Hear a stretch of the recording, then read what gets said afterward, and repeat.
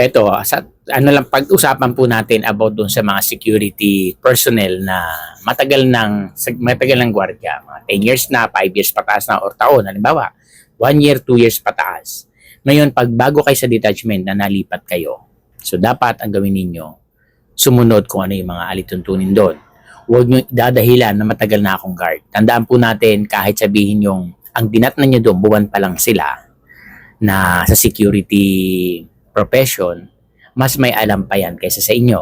Hindi nyo irarason na matagal lang kahit iisang agency pinanggalingan ninyo. Halimbawa, ganito, isang agency kayo, taong ka na sa agency mo, 2 years hanggang 10 years ka na. Halimbawa natin, nandiyan ka sa mga taon na yan. Yung pinalitan mo sa detachment, nakalilipat mo doon, na nalipat ka doon, bago lang sila, buwan pa lang sa agency, mas marunong yan kaysa sa atin na bago doon. Kasi bago eh. Tanda natin, back to zero tayo. May mga idea tayo, may alam tayo, pero not to the point na parang ang tanong dyan ay parang ang pwede i-overpower natin sila. Hindi ano yun eh. Kumbaga parang mas matagal ako sa agency. Kailangan ganito. Hindi. Alisin nyo yun. Bago kayo kay client. Sa agency, matagal kayo. Kay client, first timer kayo dyan. Mas papaborin yan yung mga bago na marunong na doon. Kaya nga ang wise at mahuhusay na security personnel, kahit matagal, hindi inaangas yun. Hindi niyayabang yun. Dapat yun ang magiging dahilan mo na dadagdagan mo pa yung kaalaman mo kasi bago yun eh. Kung nanggaling ka sa mga bakanting lote, halimbawa, iba yung pinuntahan mo. Excuse me. So, mag-aaral ka, back to zero ka. Para kami di mga officer. Matagal na kaming officer. Bago kami sa detachment, bagong handle namin. Kailangan namin pag-aralan. Kailangan namin humingi ng tulong doon sa mga tao. Kaya gawin nyo, manghingi kayo ng tulong.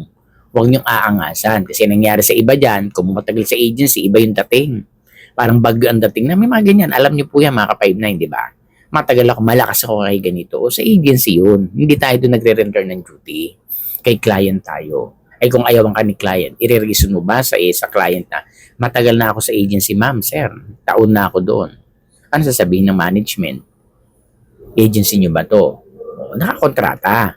Kaya ito yung mga maling ginagawa ng mga personnel ng mga security na talaga naman pinanghahawakan lang yung tagalwag.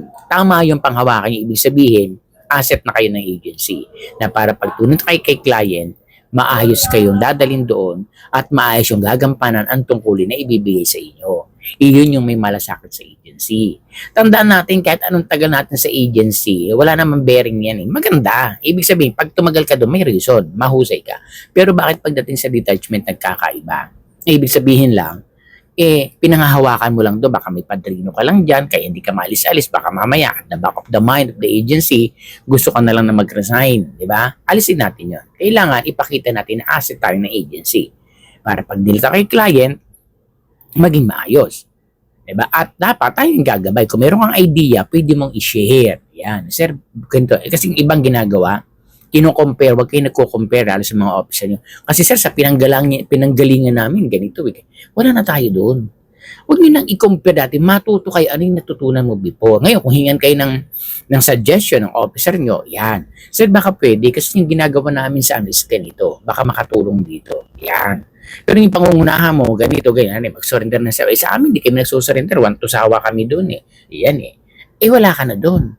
Maraming ganyan ako na-handle din. Kasi sa amin, endorse ang cellphone eh. Ayaw na ayaw nila, para bang akala mo mga, kahit sabi mo nagne-negosyo ka through your cellphone, hindi mo pa din irarason yung may trabaho kayo. That's the SOP of the company. So dapat susunod tayo doon. Huwag mo i-compare. May ganyan ako rin, naggawaradya. Sa amin kasi sir, ganito, wag lang pahuhuli. Kita mo yan, di burden pa yan, di magtatago ka pa ngayon. Diba? SOP nga yun. Ano ba sinabing SOP? Standard Operating Procedure. Tapos ayaw sumunod. Kaya sinasabi ko palagi na yung mga rules, yan. Ngayon, pag tayo bago doon, sumunod tayo. Huwag yung isang buwan lang, yan, pagka wala na. Hindi na magtatrabaho ng tama. Tandaan natin, kung ayos yung sa detachment na pinuntahan ninyo, walang problema naman yan. Kung talagang hindi mo gamay or ayaw mo talaga, magpaalam pa rin tayo ng maayos. Hindi natin paano kung wala ka na mapuntahan na client ng agency, saka dadalhin ng agency? Pasusunduin ka ba ng agency? Kahit sabi mong taong ka na dyan, na wala kang duty, na tinatanggihan ka na ng mga client. Red flag na yan, pagka ganyan. Kaya nga dapat pag matagal tayo sa agency, nagiging backbone na tayo ng agency.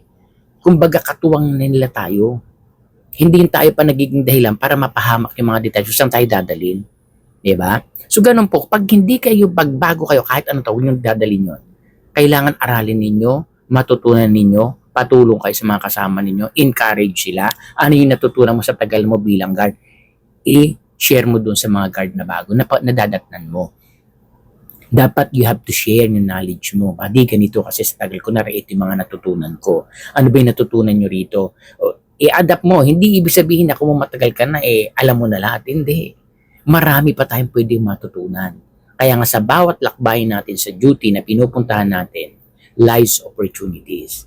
Marami kang matututunan dyan. Kaya nga ako, hindi naman sa yabang din, na-assign na ako sa mga condominium na residential, na-assign ako sa mga warehouse, bakanting lote, na-assign na rin ako. Sa mga ano ng kuryente, na-assign na rin ako dyan.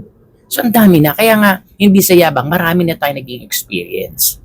Ano po? So, iyon ang gagamitin natin sa mga pupuntahan natin destination na buhay. At magagamit din natin sa buhay natin na pang-araw-araw. Ano yung natutunan mo sa trabaho mo?